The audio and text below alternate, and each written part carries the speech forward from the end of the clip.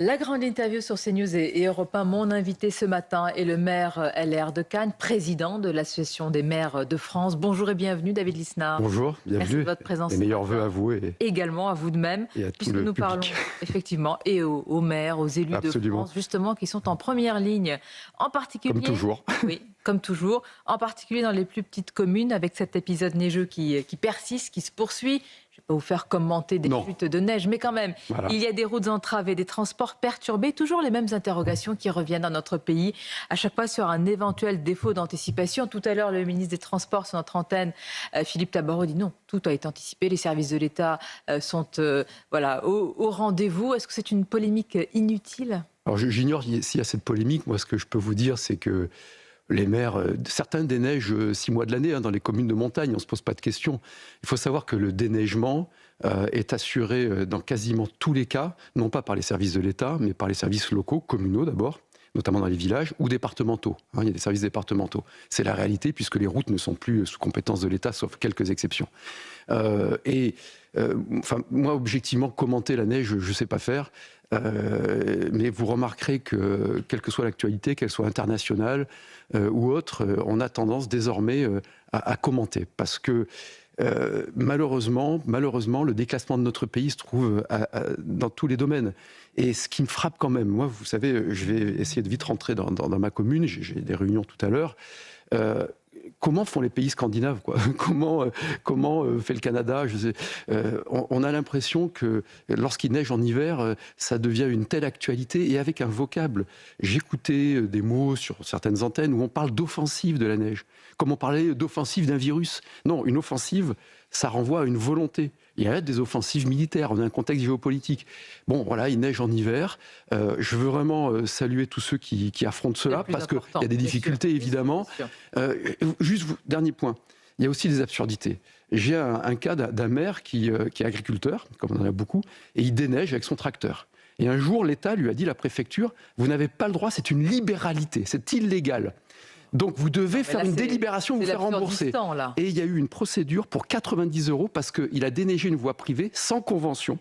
Donc voilà, l'absurdistan se retrouve y compris quand il neige. Qu'il vente ou qu'il neige, l'absurdistan administratif frappe notre pays. Et là, l'offensive, elle est sérieuse. C'est intéressant ce que vous dites, David Lisnard. Vous dites qu'on commente. Et d'ailleurs, au cœur de l'actualité, il y a eu beaucoup de commentaires autour des appétits américains après l'arrestation de Maduro. Cap désormais sur le Groenland. Peut-être un rachat, peut-être une intervention militaire américaine. Et là encore, nous sommes dans le commentaire. La classe politique française s'est divisée. Et vous avez dit, intervention intéressante, vous avez acté d'un nouvel ordre mondial. C'est un état de fait en réalité ? Bah oui, c'est une réalité. C'est une réalité dont il faut prendre acte. Le droit international n'a jamais vraiment existé. Tous les pays l'adaptent à leurs intérêts. On peut vouloir, moi je souhaite un droit international, c'est-à-dire des règles objectives qui permettraient d'éviter la loi du plus fort. Sauf que la réalité, c'est que des pays défendent leurs intérêts, et plus ils sont forts, plus ils les défendent fortement. Et que nous nous retrouvons démunis après des années, des décennies même, depuis que les grands présidents gaulliens sont partis, eh bien, nous nous trouvons démunis face à ce monde qui nécessite d'être fort. Je vous disais tout à l'heure que quand on est gouvernant, on n'est pas là pour commenter, faire bison futé ou le bulletin météo, je veux dire, mais à l'international, comme sur la justice, on est là pour prendre acte des réalités, et pourtant, nous sommes essayer d'imposer sa volonté. De commentateur, selon vous. Et vous voyez, c'est pourquoi tout est lié.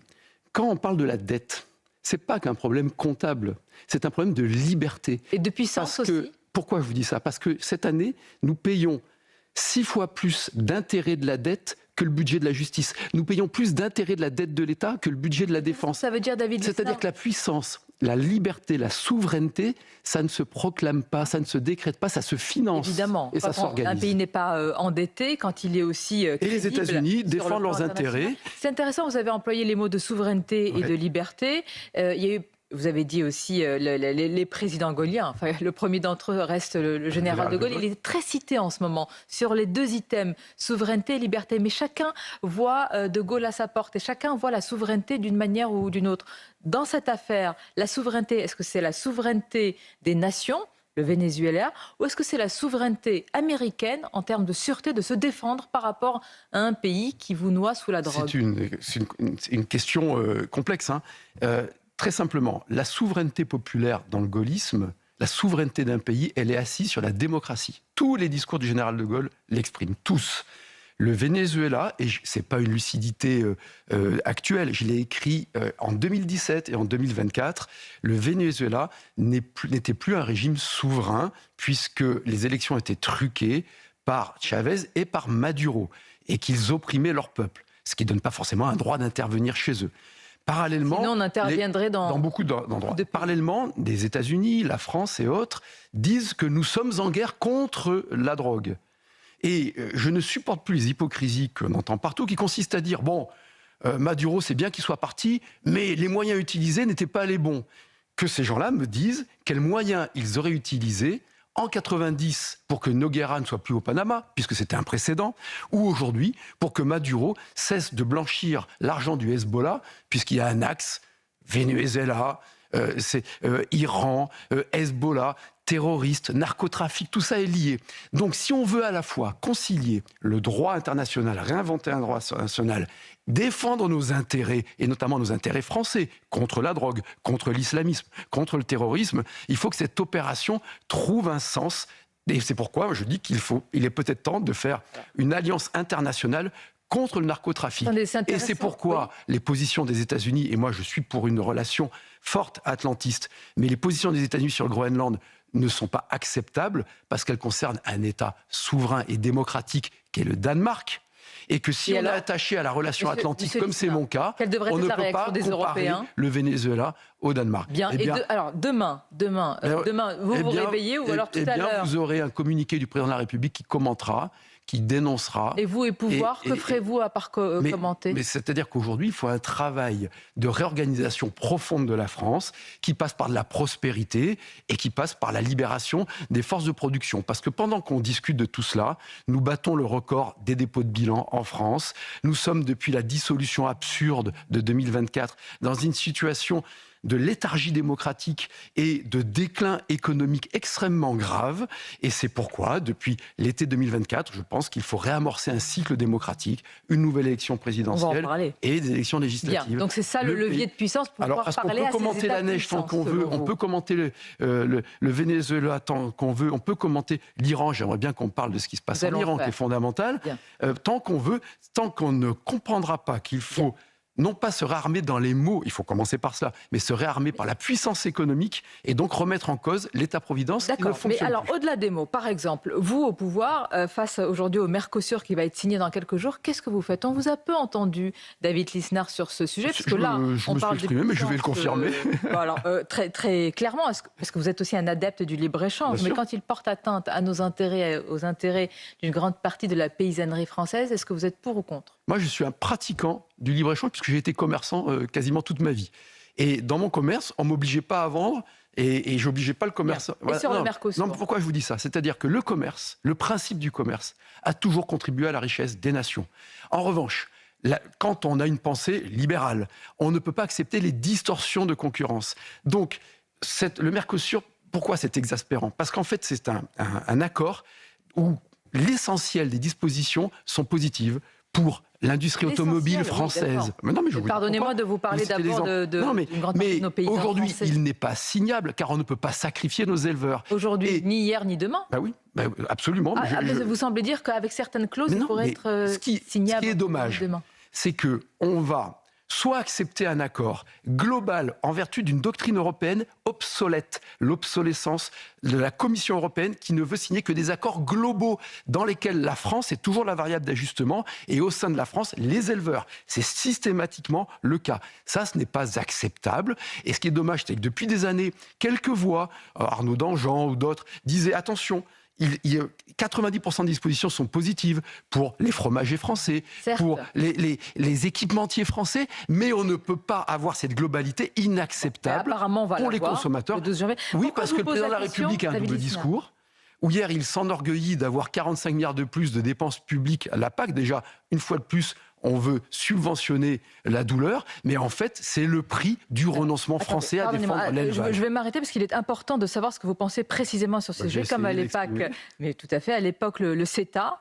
D'ailleurs, accord appliqué depuis 2017, pour lequel vous avez trouvé toutes les vertus, tous les résultats positifs. Après, Vous avez signé un bilan positif. L'ALENA est positif aussi. Oui, voilà. c'est-à-dire donc vous au pouvoir, les accords de libre-échange, c'est plutôt j'essaierai positif, c'est des de signatures en développer au série. maximum le commerce qui enrichit notre pays. Mais vous auriez dit non au Mercosur. Mais enfin, c'est du bon sens. Il faut sortir du Mercosur des dispositions inacceptables qui consistent à dire qu'on n'a pas le droit en France d'élever notre bétail d'une certaine façon, mais en revanche, on se verrait imposer de l'importation de viande élevée avec des substances non autorisées. Ce qu'il faut dire aussi, c'est que le Mercosur cache l'arbre inacceptable que je viens d'évoquer de cette disposition du Mercosur, cache l'arbre encore plus inacceptable de toutes les surtranspositions françaises qui font que nos agriculteurs en France ont plus de contraintes que les autres agriculteurs européens. Parce que les agriculteurs hollandais, italiens, espagnols et allemands sont moins contraints que les agriculteurs français parce que leurs États ne surtransposent pas les interdictions de production. Il y a plus de substances interdites en France que décidées par l'Europe. L'Absurdistan. Alors, le traité du Mercosur est signé notamment par l'Argentine, pays dont vous vantez les performances et le redressement, notamment dans le JD News cette semaine. Vous dites, David Lisnard, qu'il faut s'inspirer de l'Argentine pour redresser la France. Alors, vos détracteurs, il y en a, affirment que vous serez le sabreur des services publics français, tout comme ils pensent que Milei est le sabreur des services publics argentins. Que leur répondez-vous ? Moi, je crois qu'à la réalité. L'Argentine et la France ne sont pas les mêmes pays. Je l'écris aussi, comparaison de vos paraisons. Mais déni de réalité français vaut des raisons. Et c'est très simple.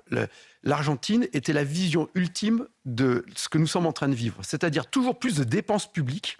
On dépense plus, le service public dépense plus qu'ailleurs et on a moins de services publics. Moi, je le vois tous les jours, les problèmes dans les services de psychiatrie, le manque de magistrats, etc. Comment on peut avoir le record du monde en France de la dépense publique et des services publics qui se dégradent ? Il faudrait peut-être se poser cette question. Pourquoi ? Parce que réduire la dépense publique, réduire le périmètre de l'État, supprimer des ministères, c'est ce qui va permettre de retrouver des vrais services publics. Alors, ça paraît contre-intuitif parce qu'on est biberonné à l'interventionnisme, à l'étatisme. Mais le vrai courage serait celui-ci, selon vous ? Mais bien sûr. Et c'est ce qui va. Et pour cela, la baisse de la dépense, c'est pas une fin en soi. C'est le moyen d'alléger le fardeau sur ceux qui créent de la valeur, qui créent de la richesse. Et on fait tout le contraire. Tous les budgets qu'on nous propose, au lieu d'aller chercher les meilleurs créateurs du monde, de garder nos talents en France, nous, on pénalise la création et le talent et on subventionne l'oisiveté. Ça ne peut pas fonctionner. Aux auditeurs d'Europe 1 et aux téléspectateurs de CNews, pourquoi alors votre famille politique, en particulier les LR, sur le budget, là dont vous avez fustigé quand même le cœur et le sens, eh bien, ils affirment qu'en fait le voter, c'est être responsable. Parce que je pense que c'est une... D'abord, alors tout le monde ne dit pas ça, puisqu'il y a une grande différence entre ce que disent par exemple les sénateurs et les députés. Je parle de ceux qui sont quand même le à l'Assemblée président nationale. du parti ne dit pas cela. Donc il y a une incohérence au sein de LR très forte qu'il va falloir trancher.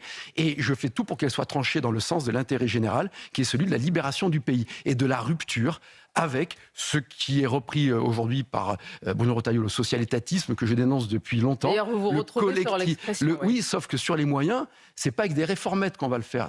Il va falloir une radicalité. Ce qui est intéressant chez Milei, c'est pas de transposer... La radicalité. Oui, la radicalité, sans la brutalité. C'est aller à la racine des choses. C'est-à-dire, comme on le fait dans une mairie, comme on le fait dans une entreprise. Oui, c'est pas l'extrémisme. C'est-à-dire que si on continue à faire du en-même-tentisme, de la mollesse, du théâtre politique, là on ouvre la voie aux extrêmes. L'antidote à l'extrémisme, c'est la radicalité dans le sens de l'intérêt de la nation. Et est-ce qu'il faut de la radicalité dans l'action politique propre, c'est-à-dire que vous avez dénoncé vous-même, en tout cas vous avez appelé à la démission d'Emmanuel Macron, David Lisnard, vous étiez presque prêt à quitter même votre famille politique et après vous êtes rentré au bercail. Vous n'êtes pas radical dans ce sens-là. Je ne peux pas rentrer là où je ne suis pas sorti. Enfin, vous menaciez de sortir, vous êtes revenu au bercail.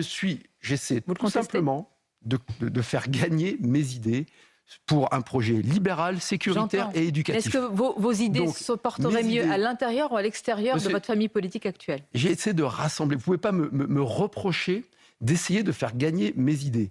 Les choses, elles sont très simples. À chaque fois, cette question, elle est extraordinaire. C'est vous qui l'avez mis sur la table. Mais je vais continuer à la mettre sur la table. C'est-à-dire que aujourd'hui, si LR va dans le Titanic au moment où il coule, en devenant l'espèce d'appendice de ce qui n'existe quasiment plus, qui est le macronisme, nous ne serons plus une force d'alternative. Et je pense qu'aujourd'hui, On est au bout de cela. Pardonnez-moi, comment vous comprenez que des gens montent sur un bateau quand il coule et ils ne veulent pas y monter quand ils naviguent plus ou moins correctement? Parce qu'il y a encore l'orchestre qui joue, il y a encore de la chaleur, parce que les places, parce qu'il y a les le goût du pouvoir, oui, il y a les pimpons, etc. Je le crois, je le déplore. Moi, ça ne m'a jamais intéressé dans ma vie. Objectivement, et c'est pour ça que je me réalise dans le mandat municipal et dans le service de ma ville de Cannes. Aujourd'hui, ce que l'on doit, c'est construire une alternative qui permette de relancer le pays. C'est de rompre avec ces 40 années de théâtre politicien. C'est de faire en sorte qu'on réduise le périmètre de l'État. Et j'irai jusqu'au bout de cette radicalité-là. Soit elle s'imposera à LR, soit je l'imposerai par Nouvelle Énergie. Je l'ai dit, je le confirme. Quand je n'appelais pas à la démission, je disais que si le président voulait avoir un geste gaulien, il pouvait annoncer sa démission différée dans quelques mois, ce qui permettait d'organiser un vrai débat, de retrouver des alternatives, gauche, droite, une démocratie. Voilà. Deux questions pour conclure, s'il vous plaît, David Lissner. Le député UDR Charles Aloncle est sous le feu des critiques pour son travail au sein de la commission d'enquête sur l'audiovisuel public. Après une interruption, les auditions vont finalement reprendre dans un contexte tendu, après notamment les accusations de l'animateur Nagui à l'endroit de Charles Aloncle.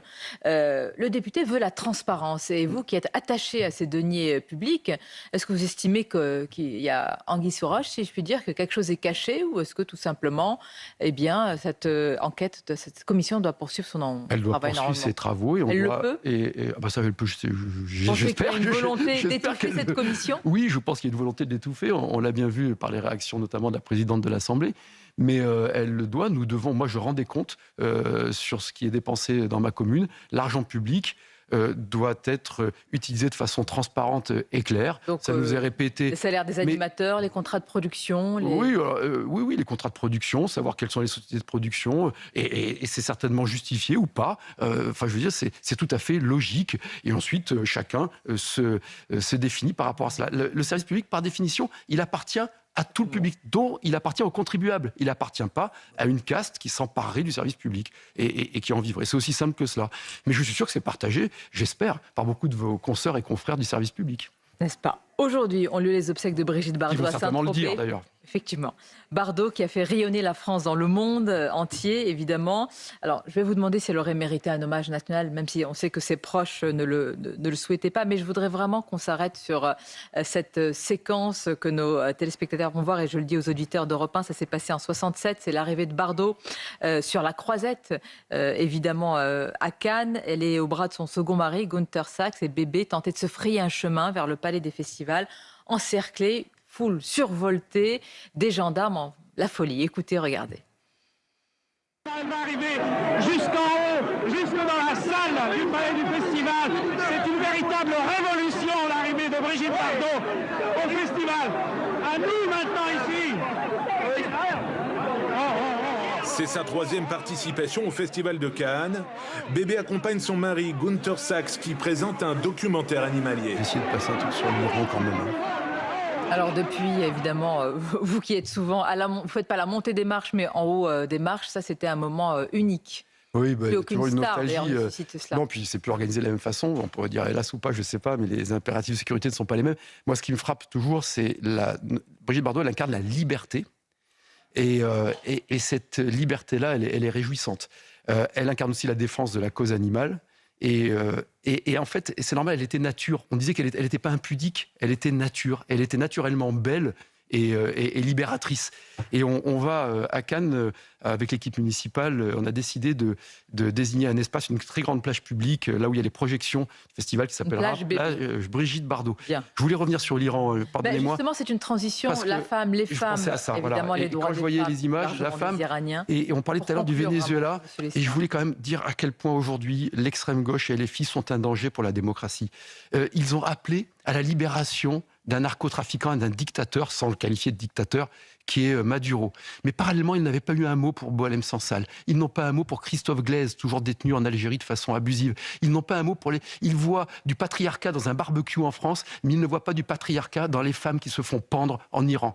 Et ça, je crois qu'il faut regarder cette réalité en face. Le grand peuple iranien, complexe, c'est un empire, donc il y a plusieurs... D'ailleurs, il y a les Perses, mais pas que les Perses, étant aujourd'hui en libération. Certains, ils n'y voient qu'une crise de la vie chère.